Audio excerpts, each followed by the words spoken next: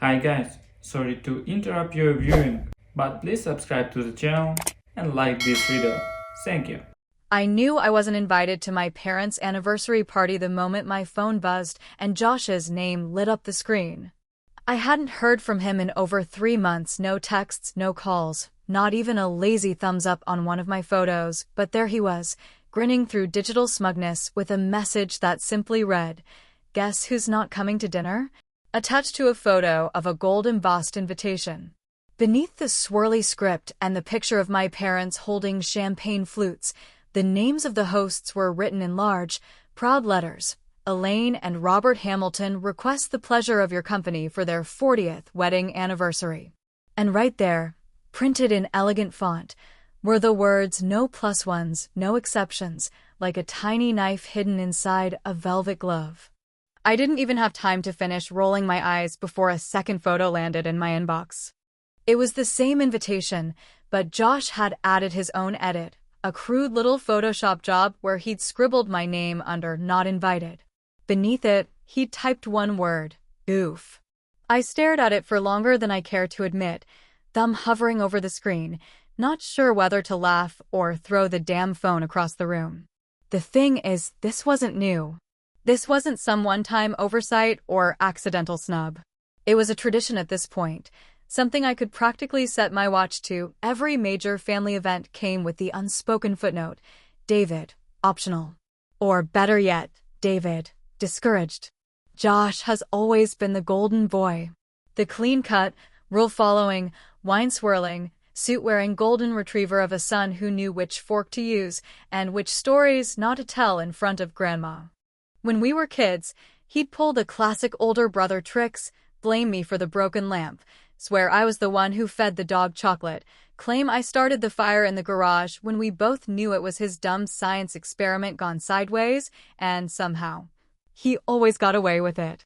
I used to think maybe he had dirt on them. Like, maybe he found something in the attic, some dark family secret that gave him leverage. But no, the truth was simpler. He was just the one they liked more. And they never really hid it. I spent most of my teenage years grounded, and not just the regular kind either, the David kind, where I wasn't allowed to go to prom because I got a C- in algebra, where I spent summer vacation repainting the fence because I mouthed off at a church potluck. Meanwhile, Josh could have driven a flaming go-kart through the living room, and they'd have found a way to pin it on me. It was like I was born wearing the wrong face, the wrong tone, the wrong everything.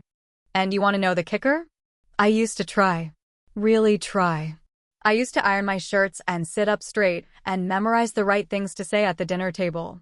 But every effort ended in that same disappointed silence from my dad, that same tight-lipped smile from my mom, and that same damn look from Josh like he was watching a dog try to walk on its hind legs. So no, I wasn't surprised I didn't get an invitation. What got me was the laugh. That damn laugh. That smug, pixelated, gut punch of a laugh that said, "You're not just forgotten, you're irrelevant." And I love it. I sat in my apartment that night, the walls closing in like they always do when something stings too deep. Outside, I could hear the couple upstairs arguing again, probably about rent or dishes or sex, or the lack of it. My beer was warm, the Chinese takeout was cold, and my phone just sat there, mocking me from the table. And then it hit me. Not a petty thought. Not a sad thought. But a clear one. Crystal clear, like ice cracking under pressure. If they didn't want me at their perfect little party, fine. But that didn't mean I had to stay home licking my wounds while they toasted to 4 decades of make-believe happiness and fake forgiveness. I opened my laptop. Searched the venue name. Brookside Country Club, Saturday, 8 p.m., formal attire. Swanky. Predictable. Of course they'd picked that place. That place was Josh in building form, polished floors, white linens, overpriced appetizers, and the illusion of class wrapped around a hollow core. I kept scrolling. And then I saw it. Right next door. Literally, next door. There it was. A private events barn, renovated, rustic, open for bookings. It had the kind of vibe that made people say things like authentic and real. A little rough around the edges, but charming in a way that didn't need to try so hard. My brain started racing faster than my hands could type. I clicked the contact form, entered my info, hit send. The confirmation came back in under 2 minutes. I leaned back in my chair and took a deep breath, my heart thumping like I'd just committed a crime. I didn't know exactly what I was going to do yet, but one thing was clear. If I wasn't welcome at their table, I'd build a new one. One right next to theirs. And I'd fill it with every single person they ever pretended didn't exist. Let's see how long their guests stayed once they realized there was a better party next door. The morning after I booked the venue, I sat in the quiet haze of my living room with a cup of bitter coffee and a hangover that felt personal, like my liver had joined the rest of my family in a coordinated effort to abandon me. I didn't feel triumphant exactly, but there was something simmering just under my skin, a kind of giddy, pulsing energy I hadn't felt since college when I once prank called my philosophy professor and convinced him his cat had won a scholarship. But this wasn't some harmless joke. This was deliberate. This was a message. And if I was going to throw a rival party the same night, right next door to my parents' sacred celebration of marital endurance and curated family perfection, I was going to do it right. I made a list the way generals draw battle plans, with names scribbled in red ink and arrows pointing in wild directions, like I was plotting a family coup. First, the obvious ones, the black sheep, the ones my parents whispered about with lowered voices during dinner parties. Uncle Ron, who once sued his own brother over a fishing boat. Cousin Mindy, who got drunk at Christmas and told my mom her lasagna tasted like cardboard dipped in regret. And of course, Aunt June, the family's walking middle finger, who hadn't been invited to anything since she called my dad a pompous jackass in front of his priest. They were my people now. Then I got creative. I dug deep into the archives of family fallout. I reached out to people whose names hadn't been mentioned in years, people who'd been edited out of the Hamilton narrative like bad script notes. There was Lauren, Dad's first cousin who got cut off for marrying beneath her. There was Ray, my third cousin who once lit a joint at Easter brunch. And even Becky, my mom's college roommate, who never forgave her for sleeping with her ex and then pretending it didn't happen. Every single one of them picked up the phone like they'd been waiting years for someone to remember they existed. The invitations I sent weren't printed on thick, expensive cardstock or dipped in perfume like the ones my parents mailed out with their smug little RSVP deadlines. No, mine were direct. Simple texts, phone calls, a few Facebook messages with a touch of sarcasm and honesty. I told them exactly what was going on. My parents were throwing a party next door, and I was throwing one of my own. A night for the forgotten, the rejected, the blacklisted, and the loud. Come as you are, bring who you want, and wear whatever the hell makes you feel alive. And I didn't stop there. I hired a food truck that specialized in greasy gourmet sandwiches and loaded nachos. Booked a blues band I remembered from a dive bar in Tempe, loud, soulful, and wildly inappropriate for a country club atmosphere. I brought in a friend of mine who used to work in lighting for small theater productions, and she offered to set up mood lighting and string lights around the barn that would make a Pinterest board blush. I even ordered cheap, but satisfying wine in bulk from a sketchy online wholesaler and grabbed 30 folding chairs from a guy named Clint who may or may not have been running some kind of chair mafia out of his garage. Now, here's the thing, I figured, if I invited 10 people and each of them brought 2, that'd be like 30 people. Which, in my head, sounded like enough to make some noise without causing a full-scale riot. And I was being conservative with that estimate. Okay. Yeah, I know that math doesn't check out. Go ahead, leave me a comment telling me I'm an idiot. I'll wait. The night before the event, I barely slept. Not because I was nervous, but because I couldn't stop imagining the moment. The one where Josh looks out from that glass ballroom wall, raising his overpriced champagne, and sees a crowd of misfits dancing under string lights and eating nachos off paper plates, laughing louder than his Father of the Year speech could ever hope to command. I didn't need to outshine him. I just needed to be seen. When Saturday arrived, the sun set like it knew something was about to go down. I dressed without ceremony, dark jeans, black button-down, sleeves rolled to the elbows. I wasn't going for slick or formal. I was going for unapologetic.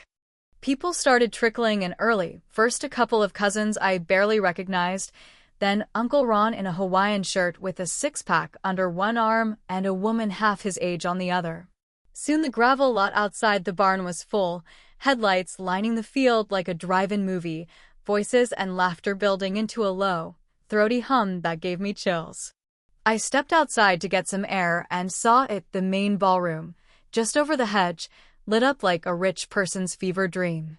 Crystal chandeliers, tall white columns, people walking around holding glasses with stems too long for practical use. And then I saw him. Josh. Standing near the glass, suit perfectly pressed, one hand raised in a toast. His lips moved, and the crowd inside laughed like they'd been trained to. I couldn't hear him, but I didn't have to. I knew that speech. I'd heard it a dozen times. The curated childhood stories, the humble brag about Harvard, the closing line about how family is everything.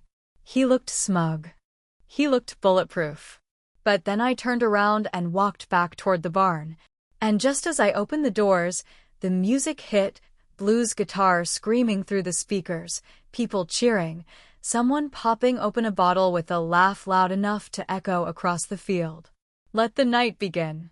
It started like a small tremor, barely noticeable unless you were really paying attention, like the first time you hear a tree creak before it topples. The barn was packed now, humming with life in a way I hadn't seen at a family gathering in years, maybe ever. There were beer bottles clinking against folding tables, people breaking out into dance without the stiff formalities of a choreographed waltz, and someone, probably Cousin Andy, had rigged up an ancient karaoke machine that screeched every time the mic got too close to the speakers. No one cared. That was the beauty of it. We weren't here to impress anyone. We were just there to exist, exactly as we were, without apology or performance. I stood near the back wall of the barn, where the doors were propped open and the night air drifted in cool and quiet, laced with the smell of grass and cheap cologne. Someone handed me a plastic cup with something dangerously pink inside. I didn't ask what it was. I just sipped and watched as a girl I didn't recognize, probably someone's girlfriend or someone else's rebound, danced barefoot on a hay bale while shouting the lyrics to a rock ballad from the early 90s. It was chaos, but it was my kind of chaos. And that's when I noticed it. A figure standing just outside the hedgerow that separated our venue from the country club next door. The silhouette looked stiff, shoulders hunched forward, like they were deciding whether or not they'd just made a terrible mistake. I squinted, stepped out into the grass, and realized it was someone from the main party. A guy named Will, I think Josh's old friend from college, the kind who probably had a standing golf reservation every Saturday and believed emotional intelligence was a sign of weakness. He was holding a drink in one hand and his tie was already loose around his neck like he'd been slowly suffocating all evening. He didn't say anything, just nodded at me and walked across the lawn like a man escaping a cult. 10 minutes later, another one came. This time it was Laura, a distant cousin I hadn't spoken to since we were kids. She came in heels, but you could tell she regretted the choice the minute she hit the uneven dirt by the barn entrance. Her face lit up when she saw Aunt June waving her over like a long-lost war buddy, and just like that, she disappeared into the crowd. No announcement. No permission. No need to explain. Then it started happening faster. One by one, guests began slipping through the hedges like ghosts drifting out of a haunted mansion. They came quietly, without fanfare, trading polished marble floors for dusty gravel and candlelit tables for plastic chairs. And they stayed. Not one person who crossed over went back. And then came Aunt Lisa. If ever there was a woman built to cause trouble in polite company, it was her. She was wearing a deep red dress that screamed "I'm still here," and she held a half-full glass of scotch like it was both a weapon and a love letter.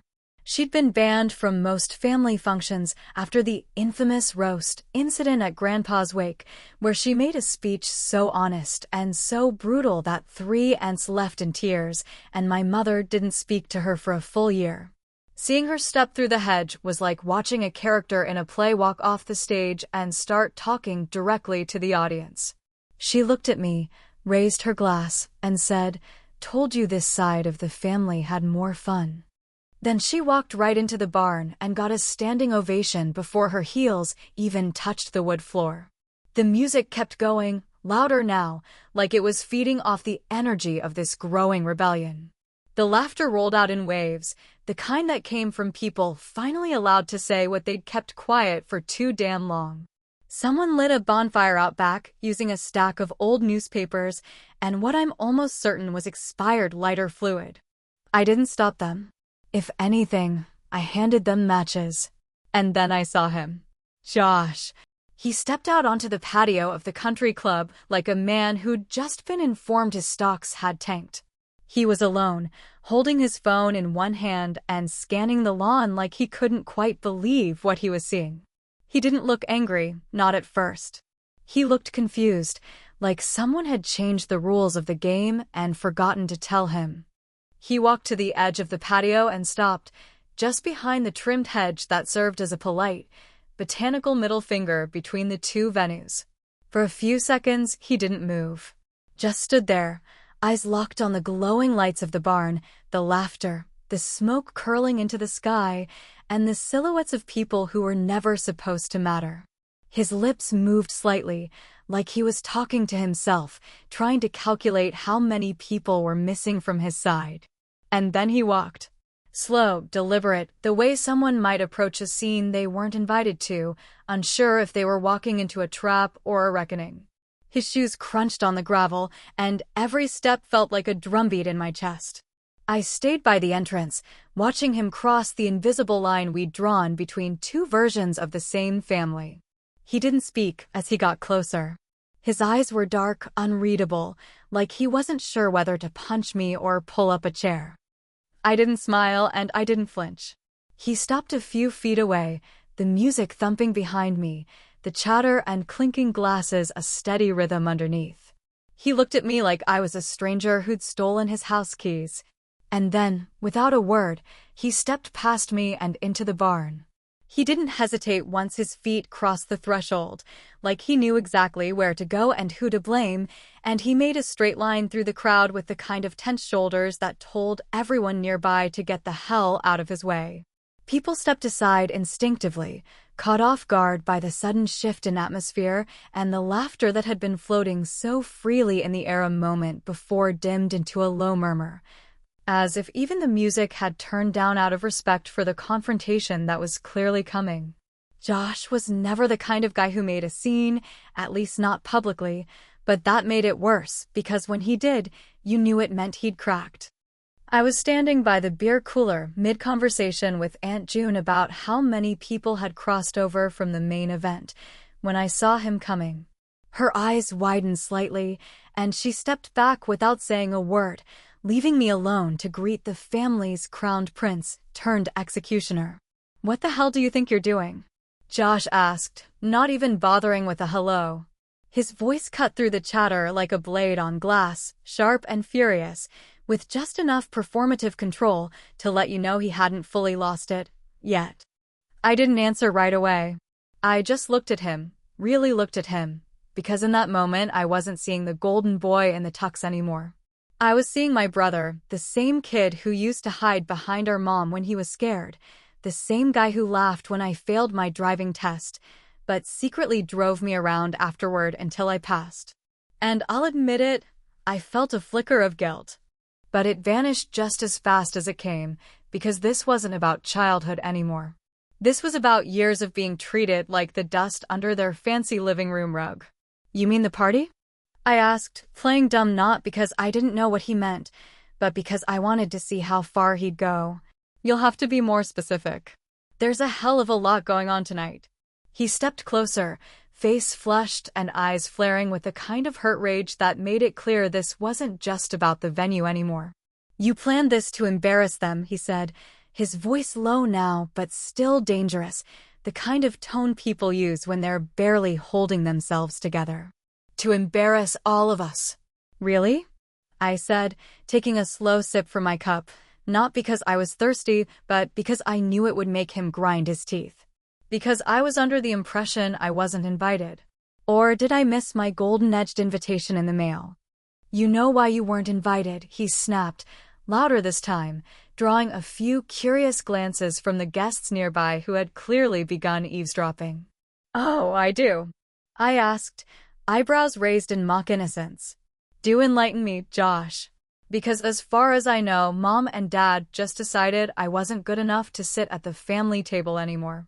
Must have been all that disappointing I did, huh? Josh's jaw clenched, and he looked around like he just realized he was on a stage, with a crowd forming whether he liked it or not. He leaned in closer, voice low, hissed like he was trying to keep it contained, but couldn't stop himself. I told them not to invite you, he said, and in that instant, it was like the whole world stopped spinning for half a breath. There it was. The truth, unwrapped and ugly and steaming between us like fresh garbage on a hot sidewalk. I should have felt vindicated. I should have thrown my drink in his face or laughed or maybe just walked away like I'd won something. But instead, I just stared at him. Because even though I'd suspected it for years, even though I'd felt it in every cold phone call and every empty chair at every dinner table, hearing it out loud was something else entirely. You what? I said, not because I didn't hear him, but because I needed him to say it again. Needed it to hit him that the words were real. I told them not to invite you, he repeated, louder this time, shoulders squaring like he was defending a war crime. I told them it would be better without the drama. Without your bullshit. You always make everything about you, and I didn't want them to have to deal with that on their day. The silence that followed wasn't loud, but it was deep. A kind of silence that settled into the bones, that left people breathless and unsure whether to keep watching or look away. And then, from the far end of the barn, a voice cut in, soft but distinct. Someone get this man a mic. It was Aunt Lisa, standing next to the snack table with her phone raised just slightly, screen glowing, camera clearly rolling. And then someone else started laughing. Then another. And another. Not because it was funny, but because it was ridiculous. Because this man had come in here full of rage and righteousness, and handed over the confession like a damn sitcom villain reading from a script. Josh turned pale, and for the first time all night, I saw fear in his eyes. Not the fear of me, but the fear of them, of the people around us, of the party that had grown beyond my control, of the truth that had slipped out and was now loose in the world with no leash and no muzzle. He tried to say something else, tried to walk it back or explain or salvage what was left of his polished public self, but it was too late. Just got uploaded, someone whispered behind me. Facebook. Full video. Tagged his mom, too. Josh heard it. I know he did. And he stood there, frozen in the middle of a barn filled with the people he'd tried to erase, while the rest of us watched the dominoes start to fall in real time. I didn't smile. I didn't say a word. Because sometimes, the best revenge is letting the truth do all the talking. It didn't take long for the fallout to begin, the kind that isn't loud or explosive, but slow and smothering, like smoke seeping under a doorframe before anyone notices the fire. People say the truth will set you free, but they rarely mention how it can gut a room before it does. After Josh's confession hit the family Facebook group, it spread like blood in water, pulled in clicks and comments and reactions from all corners of the family tree, third cousins, forgotten uncles, and neighbors who had no business reading any of it, but did anyway. And as the screens lit up with scandal, the tension inside that barn thickened to the point where you could practically chew it.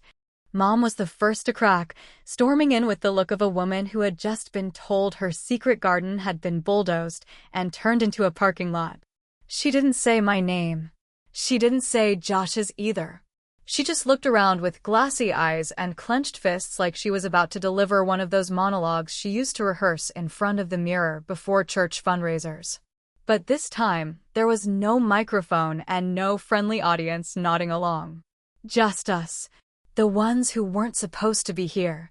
I can't believe this, she muttered, half to herself, half to the ceiling, like God might have a customer service line. You dragged this family into the dirt. Correction, Aunt Lisa said from the corner without looking up from her cup. It was already there. He just turned on the damn lights. Dad followed behind, slower and quieter, the way he always did.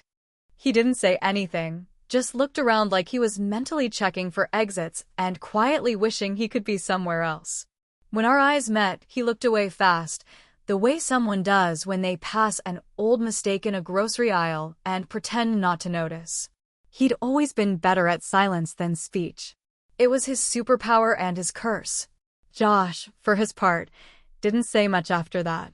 He stood off to the side like a man watching his own car crash in slow motion, realizing too late that the brakes had been cut years ago. Every attempt he made to speak was met with sidelong glances and stiff backs. No one yelled. No one threw drinks. But the quiet was worse. There's something brutal about being talked around instead of talked to, and even I, standing there with the supposed moral high ground, didn't feel good about it. Because I didn't feel anything. Not joy. Not vindication. Not even that sweet, cold sense of justice I thought I'd been chasing. I'd built this moment in my head like it was a movie climax, a cathartic explosion where the underdog gets to laugh last and loudest. But the truth is, it felt more like smoke after a fire, thick, choking, and empty. As the party began to thin out and the music turned into a low thrum rather than a roar, I found myself sitting on the back steps of the barn with a warm beer and a buzzing brain. That's when Gerald appeared, a family friend from way back, one of those guys who'd been around so long he felt like a leftover from another timeline. He sat down beside me without asking, holding a coffee cup that I'm fairly certain did not contain coffee. You know, he said, looking out into the darkness, I remember when you were a kid, you cried every time someone raised their voice. You were a sensitive little thing. I didn't answer. I didn't want a lecture or a pity story or some roundabout way of telling me I was wrong to feel the way I did. But Josh, he continued, he never cried. Not once. Not even when he broke his arm falling off that tree out by the Wilsons' fence. He just got up, teeth clenched, eyes like glass, and waited for someone to tell him what he'd done wrong. That caught my attention. I turned to look at him, but he was already staring into the past like it was a film only he could see. I think your parents. I think they thought they were protecting you, he said. You were the one they pitied.